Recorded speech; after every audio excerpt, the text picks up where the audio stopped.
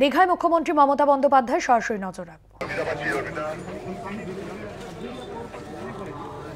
থেকে যাবে ওই দুইটা পর পর বেরিয়ে গেল, তারপরে কিন্তু ওই অ্যালাইনমেন্টে থেকে যাবে, ও পিছনে নামতে পারবে বেরোনোর সময় আবার। কেন ম্যাডাম, এটা যে হচ্ছে না, এটা একবার স্টার্ট তুমি তো সোজা করে রেখে দিচ্ছ, তোমাকে তো টার্ন করতে হচ্ছে না। না, টার্ন করতে হচ্ছে না, কিন্তু একটু অ্যালাইন করা যাচ্ছে, সেই হিসাবে রেখে দেবো। মানে এখন আমি বুঝে গেছি আপনার যেটা আছে, যেটা দেরি হবে। দেখো দেখো দেখো, আবার বলছো, এই যে তিনটে জায়গা, এতটা স্পেস তোমার লাগবে না। এটা হচ্ছে আগে তুমি রাস্তার মধ্যেখানে রেখে দাও, জগন্নাথ, ঠিক আছে?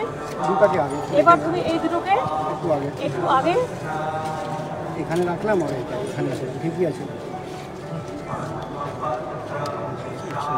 ঠিক আছে, জায়গা কমে গেল।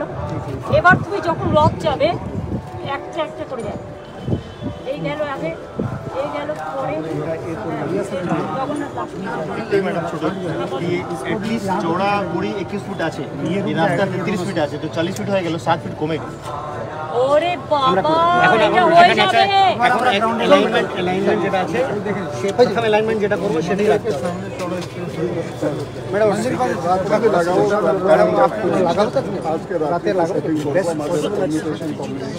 এটাই তো, জগন্নাথটা থাকবে মাঝখান থেকে, জগন্নাথের সামনে আরতি করবেন, তখন সবাই দেখতে পায় ওখান থেকে। আমি কি বলছি, একজন গেলেই হবে, শুধু গ্যাপ রাখবে, যেটা বলরাম সমুদ্রের মধ্যে একজন যেতে পারবে। জাস্ট আমি গেলাম, আর ওপরে ইস্কনে যারা থাকলো তারা থাকলো, ওই দুজন থাকলো, ঠিক আছে? হ্যাঁ, সই গেল, বলরাম সমুদ্র আগে, ওই রাস্তায় ভাবে করবো, চলো।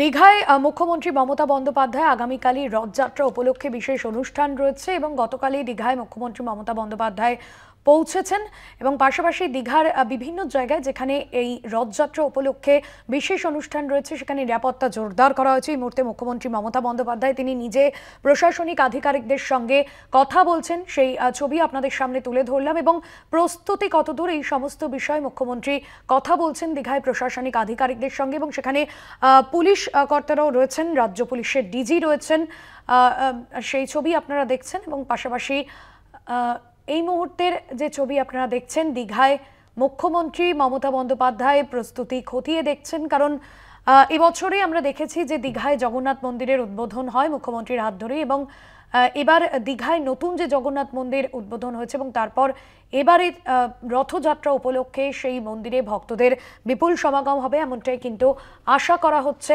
রথযাত্রা উপলক্ষে ভক্তদের ঢল নামবে দীঘায় এবং এমনটাই আশা করা হচ্ছে এবং সেই জন্যই কিন্তু আগে থেকে সমস্ত রকম প্রস্তুতি নেওয়া হয়েছে প্রশাসনের তরফে।